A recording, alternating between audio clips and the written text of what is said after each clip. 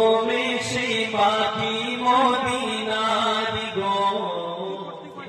শুনুন একবার মন থেকে বলেন সুবহানাল্লাহ। সুবহানাল্লাহ, আস্তে করে বলেন সুবহানাল্লাহ। সুবহানাল্লাহ, গো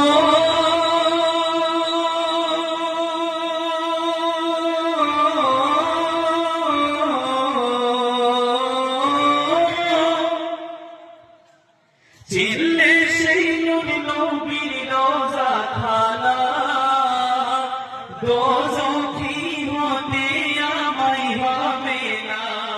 বাহ বাহ, সুবহানাল্লাহ।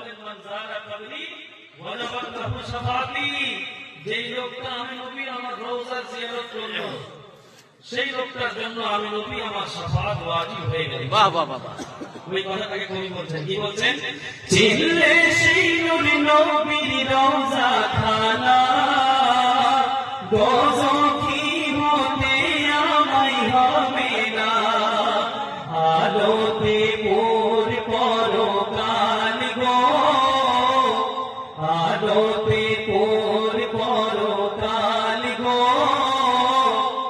পেয়ে সেই রহমতের দিদার গো, চমকাবে নসিবে আমার গো, চোমে সেই মাটি মদিনার গো।